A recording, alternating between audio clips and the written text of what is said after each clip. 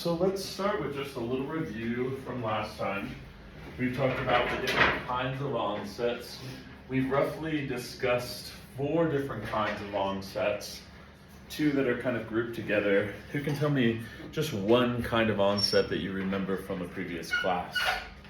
Anyone? Before Joy? A hard onset, yeah, also known as what? What's another name for the hard onset? Good. Glottal. Glottal, yeah, glottal attack. So we got one right there. What's another one? Once I'll start pointing. You want to give that, Libby? A soft onset. Soft onset. And what's another name for the soft onset? Aspirate. Yeah, she's getting it. Good, good. So we got two. What's another kind of onset that we've heard of? Go for it. Balanced onset. Balance onset. And simultaneous. Yeah, simultaneous attack. And then some people consider, we talked about the French school, considers the coup de glotte and the balance onset to be synonymous. But when we look at it scientifically, we have studies. There's a study that's coming out this spring on which onset creates better glottal closure and more efficient glottal closure. And they differentiate between the balance onset and the coup de glotte. What is the sticking point? This is a hard one to remember. The sticking point that differentiates the coup de glotte from the balance onset. You can remember that. This one's hard. Go for it, Joy. Didn't the coup de glotte allow a little bit more air through? It's actually the opposite. Ah. That's okay. That's good though. I'm glad you gave it a shot. So coup de glotte includes this thing called the pre-phonatory set. Everybody say it? Pre-phonatory set. And this is with the coup de glotte. There's a millisecond where you hold the breath. So you go, everybody do that deep breath. Hold it. It's right there. That's the pre-phonatory set. Do you feel that? Ready? And take a breath. Hold it. Go. Yes, you feel that millisecond. One of the things that gets a little fun historically is Manuel Garcia was trying to put this into words without YouTube, without recordings. Is trying to describe the pre-phonatory set. And what he was finding is people were doing it a bit harder. They were doing more of a glottal attack versus the coup de glotte, which creates some drama because it hurts singers ultimately long term to do too many glottal articulations, right? We've talked about it as being something that hurts the voice a little bit. So he keeps redefining it, and it's like, no, that's not what I meant. I meant this. No, I didn't mean that. I meant this. And even the translation of coup de glotte, which means strike of the glottis, that sounds pretty harsh, right? For a voice teacher, you know what I mean? We're gonna hit those chords. So it created some drama. He had to reiterate it. And then finally his student Marchese, the first famous cisgender female voice teacher that we have, was like, no, how about this definition? And to this day, Marchese's definition is the one that we like the most. Yeah, so pretty cool. All right, so we talked about those onsets. We talked about their equivalent in release, right? So we have the balance onset and the balance release. We have the hard attack. We have the soft attack, all of those things. And in its totality, we want to remember this process of what the glottis goes through. Now, you don't have to remember this, but the vibratory phase is part of what we call the myoelastic aerodynamic theory, okay? And some people still subscribe to it, some don't, but it's a theory that was predominant in the late 20th century, some in the 21st century. So basically we have this vibratory phase. We've talked about, does anybody remember what this was called when the vocal folds come together? Medial compression. Medial compression, but there's also, there's another word for medial compression. Mucosal wave. Mucosal wave, yeah. So that little wave, and we talked about the different modalities that wave can be in.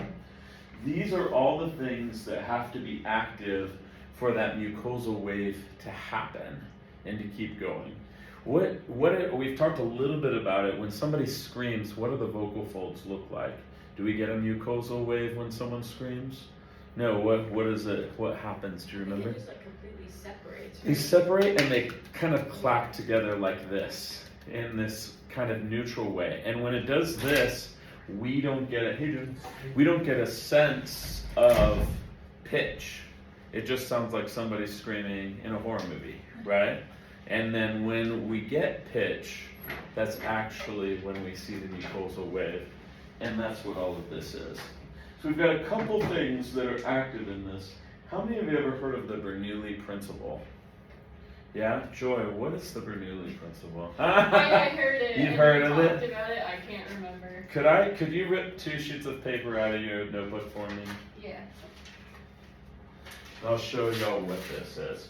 So, the Bernoulli principle used to be, we thought the Bernoulli principle, because of a famous pedagogue, his name was William Vennard, he was looking for a reason for a phenomenon that happens in the voice. So, William Vennard was he was very sought after voice teacher. He had a lot of famous singers that came out of his voice studio. And voice science had kind of gone on the back burner a little bit. People felt like Manuel Garcia was maybe a little too sciencey. It's too much science of the voice. We need more aesthetics. We need to think about roses while we're singing and that sort of thing. So Vennard comes in and he's like, well, let's look at science and see what it can tell us about what's working in the voice studio. So there's this phenomenon that happens when singers give more air thrust, they feel less squeeze and resistance at the vocal folds. Have y'all ever had that with your voice teacher? Your voice teacher's like, okay, now just sing it out. Let it go. Like the song, yeah? So you let it go, you start blowing a little bit more, and you go, oh, you're right, that did feel better. So we have this antithesis relationship. Does everybody know antithesis? Opposite, yeah? Antithesis relationship between glottal closure and squeeze sensations and air thrust. Does that make sense? So how much I blow and how much is in there. And there's a calibration that's going on. So he noticed that singers were feeling less of that closure and squeeze, and he found the Bernoulli principle in science and said, this is probably what's going on. So we've learned now, if you've taken a pedagogy class before, so this is mainly for my DMAs, we've learned now that the Bernoulli principle is not as important as we once thought, but it is part of bringing the vocal folds together, and it plays a small role in this phenomenon that occurs when we up air pressure and the adductor muscles, the muscles that bring the vocal folds together, chill out a little bit. And we can monitor that with what's called an electroglottograph. Okay, you'll see EGG. Okay, is how it's done. So this is what the Bernoulli principle looks like. Did y'all ever watch Bill Nye the Science Guy? This is Bill. Okay, so now watch what happens when I blow between these 2 sheets of paper. We say they're approximated, and I don't do a lot of air thrust. Okay, I'm not blowing hard. I'm just blowing lightly. Not much of anything, right? The air passes through. And here's when I give air thrust. Anybody hear the paper rattle together? Now here's Bill Nye, okay? Oh, let me do it again. So y'all see the paper's being sucked together by that airflow? So, I won't give you back your paper because that's coded, right? But so when the vocal folds approximate, they come close, there's this little thing in there, the Bernoulli principle, that goes and helps suck the vocal folds together. Now we thought this was like all of it, but when we excise the larynx, when we take it outside of the human body with a cadaver and try to blow air through there, we get that flapping that we talked about, and not the mucosal wave. So it turns out that we needed more than just this air suction to go, but that's one element of keeping the vocal folds in oscillation. Does that make sense? Sure. When they did that with cadavers, did it actually make sound? It made a sound. It made a floppy sound, kind of like when you have a balloon and you're kind of squeezing it here, and then you let it go and it goes, yeah? It has this element. In fact, y'all have done raspberries and blubbing and rolling your R's. That's all caused by the Bernoulli principle. So everybody do that for me, go. Do you feel how there's a certain amount of air that has to pass through in order for it to happen? And if you don't give enough, you don't get the flat. Same thing with. Anybody do that? Now back off your air. Yeah, and then it goes away. Do you feel that? That Never sucks. realized the air did it. What? Never realized that the air is what makes the R The roll. air is making the R roll. The same thing with your raspberries or your blubbing. And that's why voice teachers like it, because they're asking singers to give a lot more air thrust, and then that stops some of the phenomenon of squeeze. So you might be like, wow, my voice teacher is making me sing real loud all the time. And part of that is we're trying to engage more of this Bernoulli principle in your singing, okay? But it's less important than we thought. So we talked about the Bernoulli effect or Bernoulli principle in air thrust forces, okay? So there's more to it. Have y'all ever heard of Newton's first law? Objects in motion tend to stay in motion. We create air thrust. It starts to go through a tube. Part of it's Newton's first law, okay? We also have what's called elasticity in the vocal folds. So if you think about the vocal folds, they have a stretching mechanism, right? When we go to higher pitches, they stretch long. When we go to lower pitches, they're more squished together. So there's an elastic quality, and that's part of why it looks like a wave, okay? There's gelatinous, yeah? It's squishy and moves around. So elasticity is something that we refer to sometimes when a singer is a little sick. You will lose elasticity of your vocal folds. You'll lose some of your high notes because your vocal folds can't stretch to those high notes. And your voice might sound lower or deeper. I call it my old man river moaning, you know? I'll have a really bad allergy night, or my heater will be on super high, and I wake up and I'm like, hello, my name is Dr. Cecil, how are you today? Yeah? And I want to sing all of these low pitches. In that setting, I've lost elasticity, and my rubber band is very thick and dense. And I might have to warm up more. I might not have high notes that day because I've lost elasticity because of illness. Does that make sense to everyone? That needs to be there. If it's bad enough, if I have really bad inflammation, I lose all elasticity, and what does your voice sound like? Hello, how are you? I'm fine. I've got laryngitis. Or You know. Beetlejuice. Yeah, or Beetlejuice. It does. It sounds like that's what she's writing down right now. Sounds like Beetlejuice. But you lose elasticity, then you can't get the mucosal wave, and you can't match pitch and things like that day, right? You all have had that. Adductive muscles. We've talked about this. Adductive muscles are the what? The muscles that bring the vocal folds together. And we have a certain amount. We can go strong adductor muscles, or just a little adductor muscles, or very weak adductor muscles, right? So we can have a presence of them and a weakness of them. They're all there. We just have them strong or weak. And then we've got what we talked about last time, inertive forces or inertive reactants. Can anybody remind us what inertive reactants do you want to get? You weren't in class last, that's okay. Who could tell us about inertive reactants? You weren't there, right? I'm sorry. It's okay, go for it. Sure, it's kind of what you can think of like the back pressure, so to speak, that you hear about. It's the acoustic and physical air pressure in your actual vocal tract. Yeah. So the main thing that we remember about inertive reactants is that the vocal folds and the vocal tract function together. And you're right, it's about this, partially about air and how air is passing through a tube, and when we do something like E, we change the way the air is passing through that tube, and we get a certain amount of air that's trapped in the vocal tract and sometimes sent back to those vocal folds. So we get some back pressure, and then secondarily, we get acoustic phenomenon. So sound waves are getting trapped in a small space and building up, turning into like a little choir in our vocal tract. Yeah, a little choral ensemble, all right? So it's the combination of these four things that keep the vocal folds in oscillation. Does that make sense to everyone? Keeps that good mucosal wave happening. And then finally we get the release, inspiration, the cutoff with a breath, and we've learned about the different ways we're going to do that. So now we're going to get into some harder stuff. So before we do that, are there any questions about anything I've just talked about? Libby? You just said those 4 things, they keep what? The vocal folds in oscillation, or that mucosal wave happening.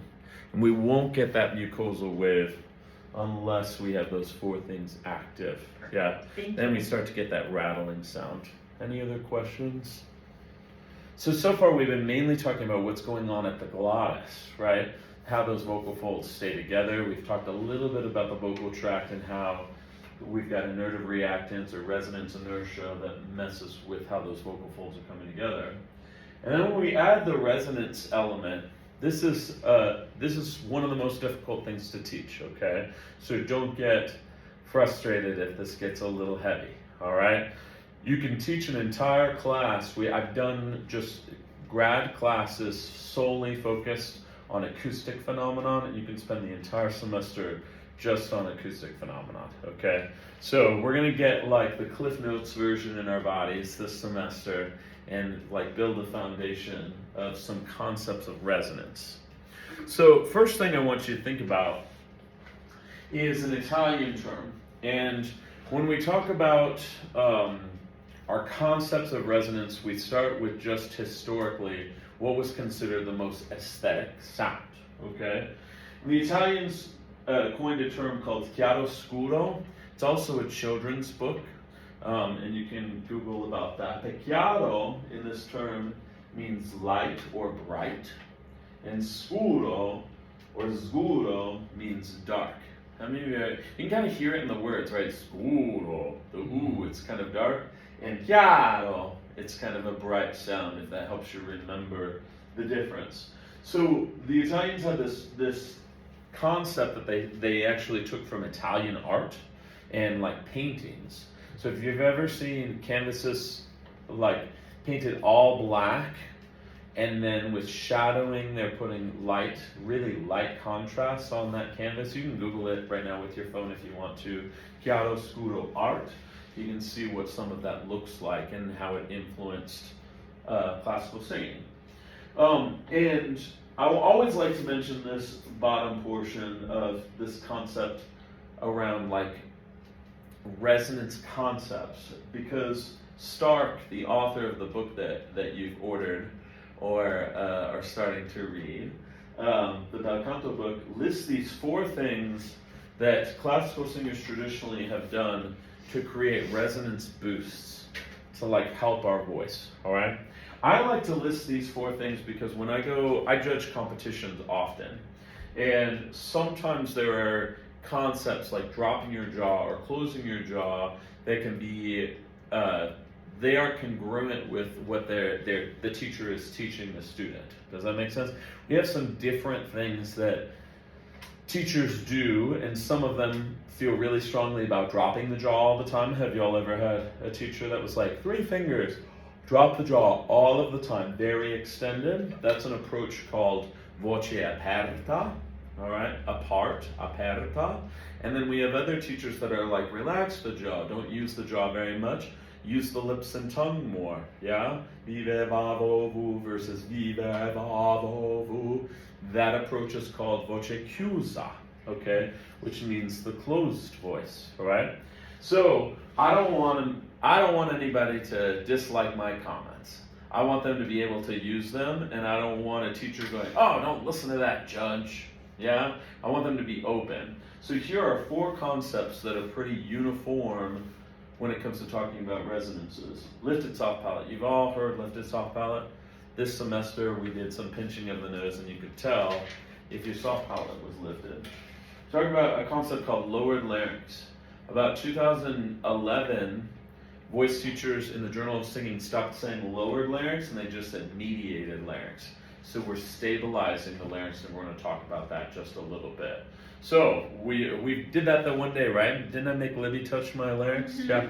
So this always sounds horrible. So you go for higher pitches. You don't want the larynx to rise with those higher pitches. We want a stable tube length. we're starting to think about it like tubes, right? Long tubes, long slender tubes, short fat tubes. We want that tube to stay stable, and that's where lower larynx or mediated larynx comes in. Formant tuning or vowel modification. So formant tuning in itself, we're adjusting the tubes in our mouth and in our throat to give a boost to the sound. And this also means that sometimes we slightly change the vowel. The tube, the vowel are synonymous in our mouth. We change that vowel a little bit and then it creates a little boost, all right?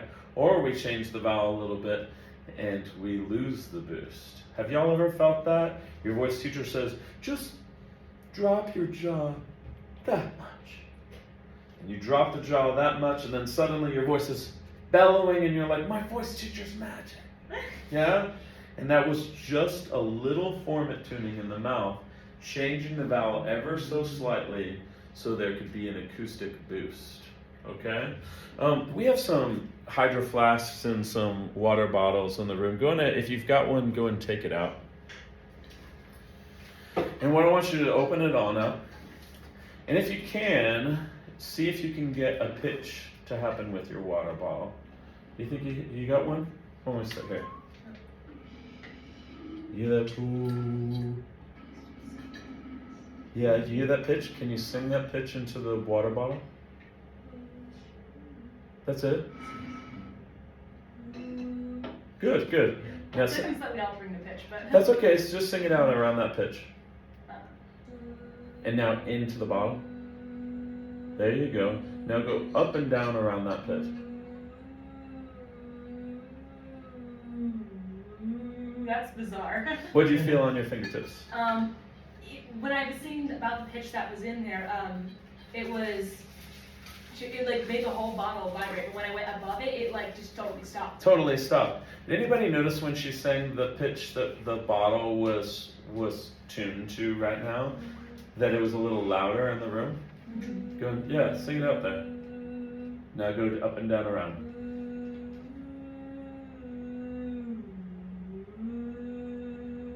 That Anybody? is so freaky. Is that fun? Yeah, who else wants to give it a shot?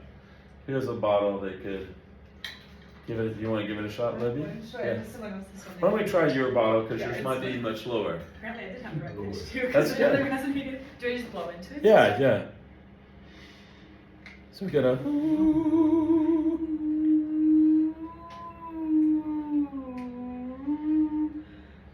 Sing it out. Oh, into the bottle. That is Good. crazy. Glissando way from the top down, and you might get some other pitches in there that get a boost from the bottle.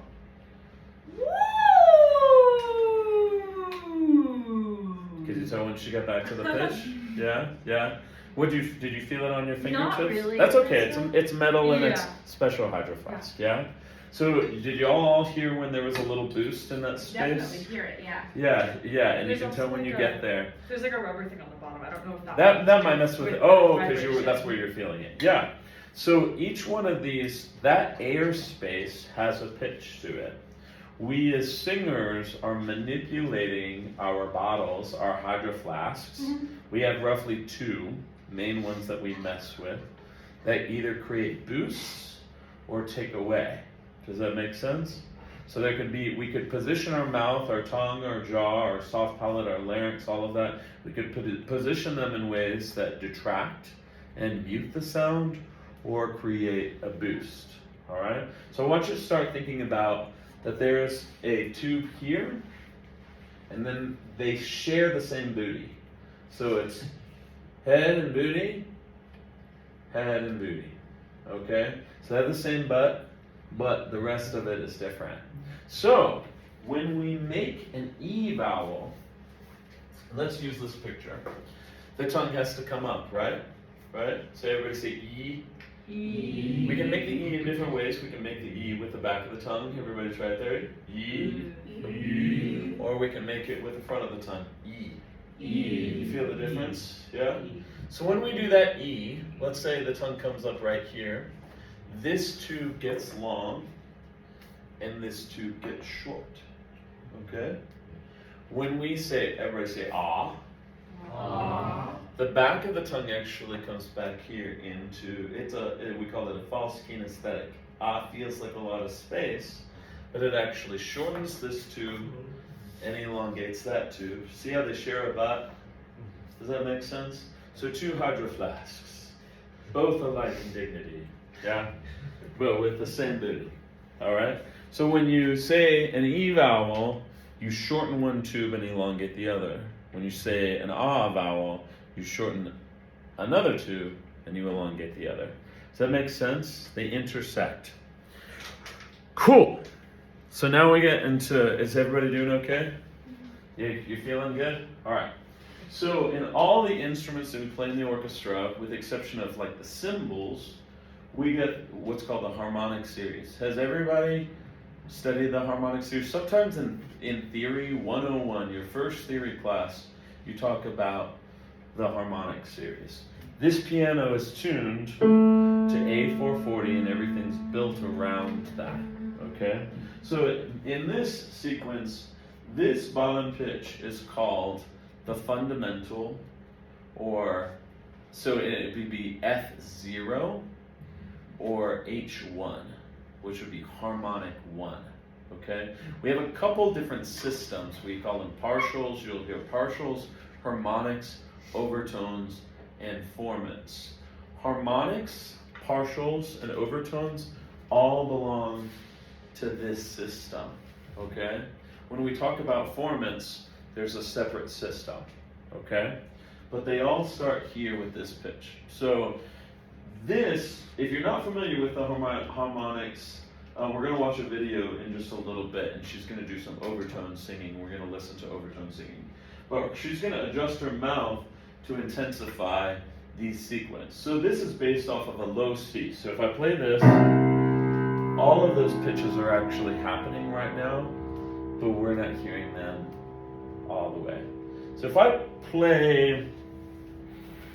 hold down this high C, and I play this low C, that's up there, if I just hold down the note, we should get a sympathetic vibration because it's actually happening, we just don't hear it. Did y'all hear that at all? Thing after? Yeah, I'm gonna play some of those pitches, even stuff that's not in the chord, okay?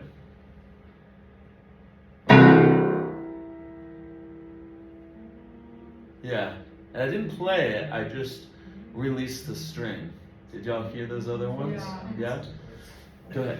Is it a similar thing? Like I'll be in the practice room and I'll be like singing it. I'll be in a practice room with the piano and then I'll hear like a kind of reverberating, through it. Is that the same kind of thing? That's the same thing. Okay. So when you're singing any pitch, and with vibrato, for example, as an opera singer or a musical theater singer, anybody who's got vibrato, you've got this whole thing, and then the whole thing is going. Yeah? But what we hear, our ear hears this as the dominant pitch, and all of these are happening, but they're quieter than this pitch. Okay? When we watch the overtone singer, she's going to adjust her mouth so that we get boosts at these pitches. Does that make sense to all of you? Okay? So, we'll talk about F0, that's F0, and H1. There's even another system that calls this P1, okay, but we're not going to get into it. There's too many things, yeah? We don't need all that, okay? So F0 or H1 is how we label that, okay? Does that make sense to everyone? If you can hear the pitch, then it's got this happening. That's just because we're human, it's kind of freaky, right? And if we can't perceive pitch, then we don't have that happening. We have something else. We have an inharmonic spelling. Yeah? Okay, good. So here's another look, and we're gonna talk about formants. How am I doing on time? Okay, we're good. And I'll plug this in so we can watch a little bit towards the end. So, I've mentioned F0 and I've mentioned formants now. Formants belong to a separate track. So they start at the same point, that C. Formants go off on a whole separate resonance track. Formants are kind of hard to explain because they can't exist without these vibrations igniting those resonances. So, your bottle, that hydro flask, that airspace is basically the way we think about a formant. It's the potential of a resonance. So if this is nice and strong, it can basically hook up with this resonance or this resonance. It's going, I like you or I don't like you. Okay? These resonances checking in with these resonances. They're going, I like you, I don't like you. Does that make sense? Separate track. Hey, I like you, we can hang out for a while. Okay, we can't hang out anymore. They kind of meet up. Does that make sense?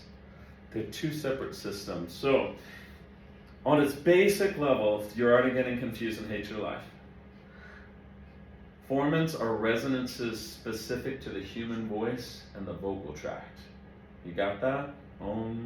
Let it in. Formants are resonances specific to the vocal tract. Harmonics exist in nature and can be made by an instrument or a vocalist. When a singer sings, if you chop off his head, no formants, only harmonics. Does that make sense? You add that head back on, you start making vowels, you get vowel formants and different things. So we call F1 and F2, we've already talked about F0, formant 1 and formant 2 are called vowel formants. And without them, we wouldn't understand words, okay? So everybody do this for me. You're gonna go.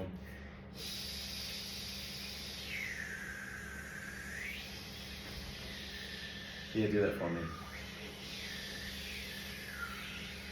Do y'all hear some pitches in there?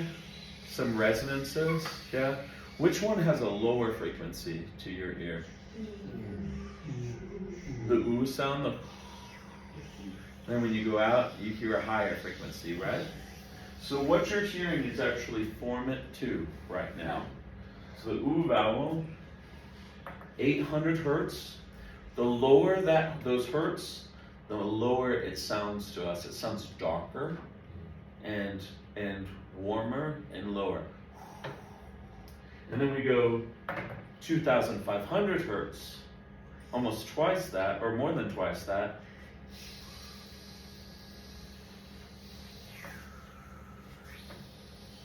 Do you hear that? Go ahead. Why do we hear formant 2 instead of formant 1? Formant 1, the cool thing about E and Oo is they share the same first formant.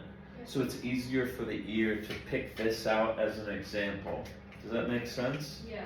So when these frequencies are higher, we perceive them as brassier, brighter, that sort of thing. When you ask your choir or your voice student to sing brighter, they're usually moving their mouth into positions that look more like E, right? You agree? Do you perceive E as being a brighter vowel than Oo? Yeah? That comes from these frequencies. So when you ask, sometimes we get into trouble as voice teachers. We say, make it a little brighter, and we don't know what the student is doing to make it brighter. They could be hurting themselves, or they could be helping themselves. We can go a step further as vocal pedagogues. Welcome to my people. Yeah? My new vocal pedagogues here in this class. You can go further and go, okay, E postures get us into this 2,500. I want to get a brighter sound out of my student. Instead of asking them for a brighter sound, I might say, can you close your mouth just a little bit on that pitch? Can you maybe show some teeth? We call it zygomatic arch. Yeah? Can you raise the height of the back of your tongue? So we're getting really specific instead of just going, bright, do it. Make it bright. Yeah? That's pretty like superhuman, right? Make it bright. But you can close down the mouth. You can think about the zygomatic arch. You can think about the higher roof of the tongue, which could influence the vowel and kick us into these higher frequencies. Does that make sense? We want to quantify it. We want something really physical to grab on and to not just say brighter, because that could hurt the student. Darker could hurt the student, right? They could be doing something really weird with their tongue the minute trying to make that darker sound. We want to know specifically how. Are there any questions about this?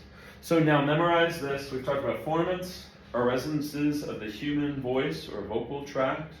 And then we've got F1 and F2 that are vowel formants. F1 and F2 are vowel formants. So without F1 and F2, we wouldn't understand vowels. Okay? So in this next picture, this is what basically an older version of what you can get in our voice lab. This is called a spectrograph or a spectrogram. Okay?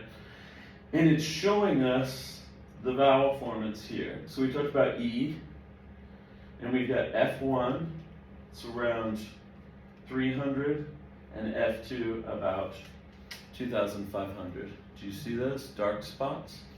Now I know from looking at this that this E is very clear, meaning it sounds noiseless, because there's a lot of white space.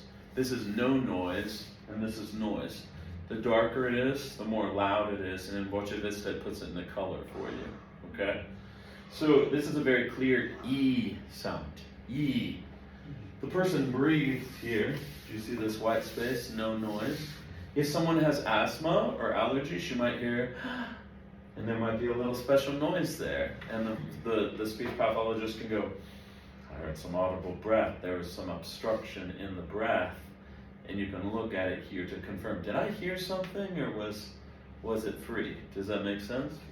Then the singer said an oo vowel. This would be a very quiet oo, but not very noisy. So it might be oo, yeah? Again, we've got the 300, and then we've got this lower 800 for the second format. Do y'all see that? Good. And then this ah vowel is there, but it's very noisy, okay? We don't get a lot of separation between those resonances. This looks very noisy. There might be some phlegm balls in there. Do you know what I mean? Ah, ah, ah. Probably something like that versus ah, ah. Do you hear it distorted? Ah, yeah? Something noisy. So this would be a cue for the speech pathologist to go, that's a little noisy, we're going to need to clear up. Was I hearing some, what we call diplophonia, two tones, things like that in there? Go ahead. Maybe a silly question. It's but okay. Can you tell the difference, like in something like that, looking at that off, can you tell the difference between that being some kind of diphphonia or phlegm versus like something like ah, you know, like that? Right. So if, let's say it's a nodule, does everybody know what nodules are? Those little calluses that form when we're not doing so good. Yeah? We usually get two of them. If the person is singing or speaking very clearly, we'll get all of that, and then we'll get a special noise. Like a whole separate thing that wouldn't make any sense knowing the formants and knowing the overtones. So once you know where the overtones are, okay, we're singing C. We know that we might see those frequencies in the spectrograph. And then, okay, we're also singing C on the vowel ah. And we should expect to see certain resonances. We should expect to not see certain resonances. And a nodule will show up as just this whole separate, fun little noise that's in the spectrum unexpectedly. Yeah? Does that make sense? Yes. Yeah. In this case, this is a very breathy or nasal ah. Yeah, we've talked about nasality causing a negative resonance. We've talked about breathiness causing a negative resonance.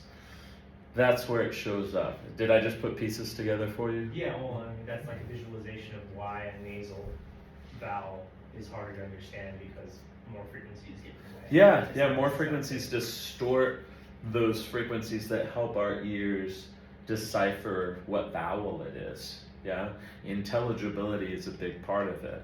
So if you're trying to tune a choir, that ah would be they would go, ooh, ah, yeah, ah, something like that. And it would be very noisy, and you'd be, was that an ah? Yeah? And you can go through your choir and have them match those ah colors and sounds, and their formants will line up. Then you'll start getting those weird noises that you get when you're singing with someone who you're vibing with, really. You know what I mean? Like, oh, you get those little sounds, and you're like, I love singing with you. Yeah?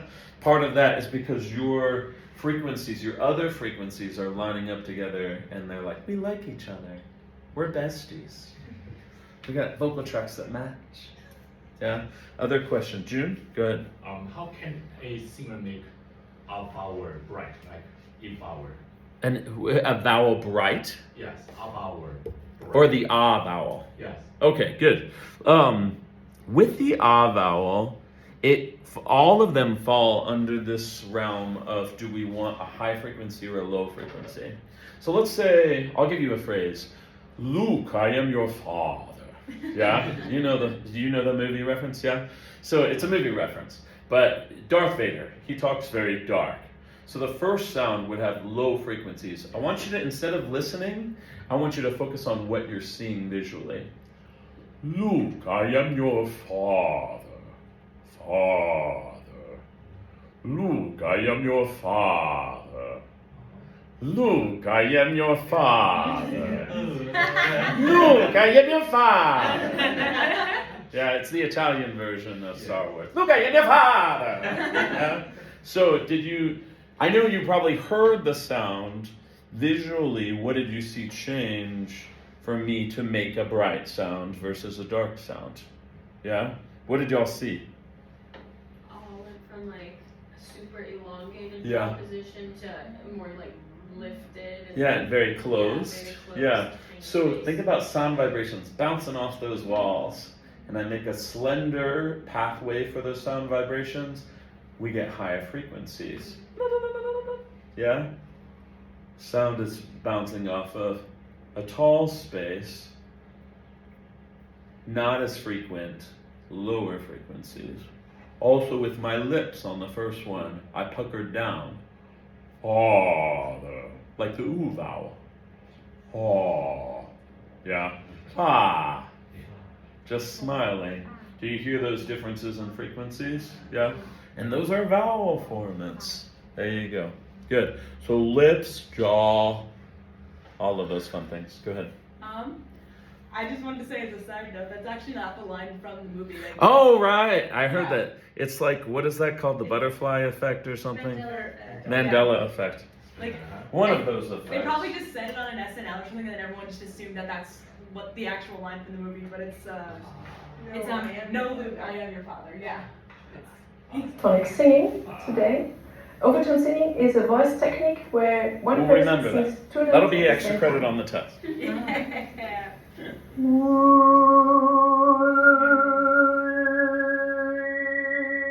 So those are the frequencies.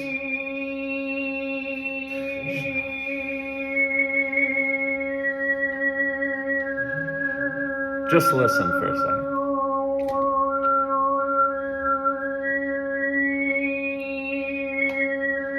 She's doing all of that with her mouth. The left side of the screen is a spectrogram, a visual representation of my voice. That German lady, she's in a black and white. This is my normal singing voice.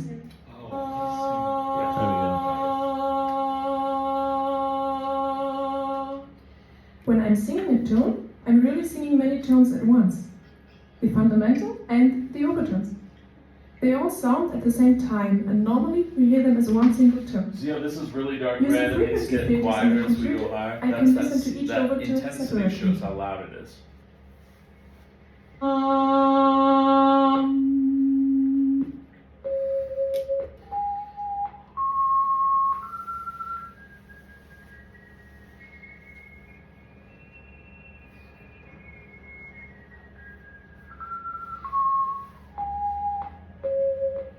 And then she adds them all, and you can tell it's an ah vowel. But I don't need the computer to Yeah. filter the overtones. All the notes are all With overtone singing techniques, I can filter them with my mouth.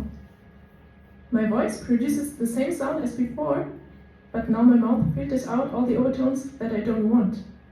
The one that remains is amplified and gets louder.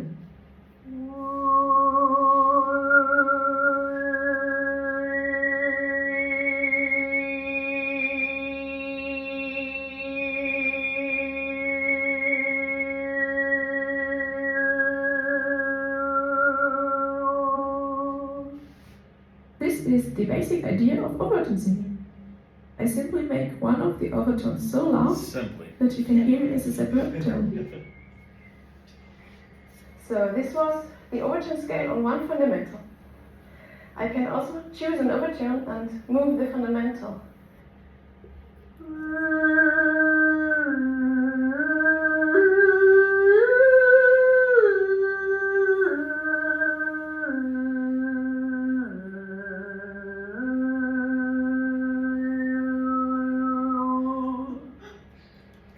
She said I want to flex. Moving the fundamental is more advanced than moving the overtone on one fundamental. To understand this better, consider the undertone scale of this tone.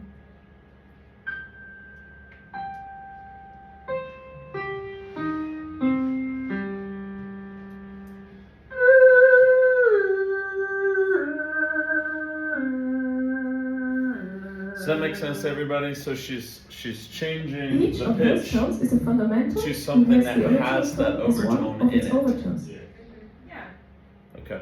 Oh, that answers my question. I was like, how is she maintaining the overtone? It's just she's choosing pitches that Have that in there. Yeah, so the whole thing has Have them. the overtone scale, or I choose an overtone and have the undertone scale. And for polyphonic singing, there are different possibilities to build scales and to move notes. I'm gonna fast forward so you can hear some I can of the cooler things move on the wall. the overtone, or I can move the fundamental in steps.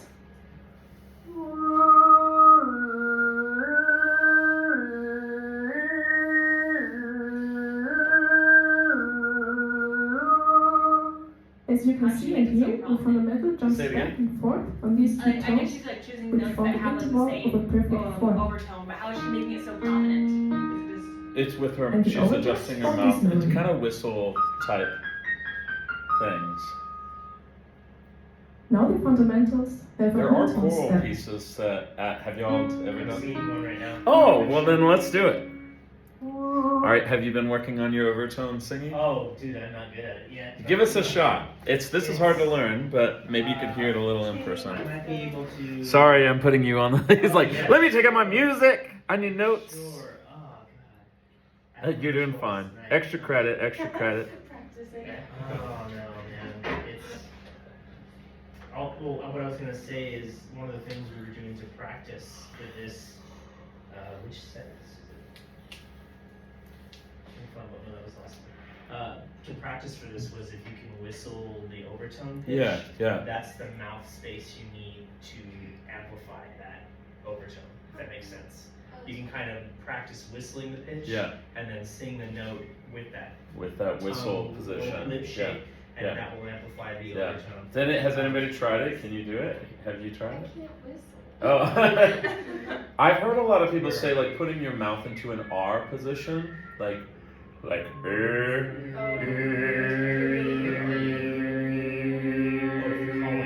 It's this piece that this guy wrote. It just That's came not like the a last. toothbrush. Let's see. Shoot. It's a G sharp. It's okay if you can't do it. I apologize. Oh no, it's okay. I'm just trying to I had to be this long to find it. I need to be more organized. No, it's okay. Ooh, and they gave us actual IPA in this. You can see the score. Yeah. So we wrote IPA into the score, and we wrote the overtones that you should sing with that.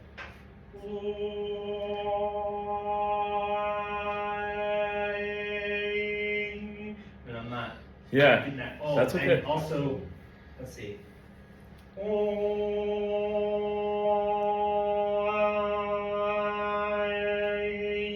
Can you hear it a little bit, y'all?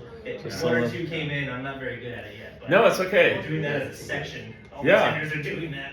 It's hard. Yeah, It's hard. and you can go online and Google mouth positions that help create more boosts. But play with it, y'all. The cool thing about this is as singers, we learn to boost another one called the singer's format, and it's actually F3, which is called the singer's format. So store that away.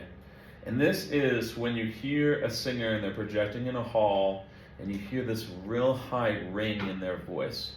You ever heard some of our sopranos in like Grusin or whatever, and they sing, and you're like, she's in my sinuses right now. She's like in my face. Yeah, a very, very strong singer will have these high frequencies that sound really brassy to us, and that's the singer's formant. And we learn to maintain it in order to get the voice to project over a full orchestra.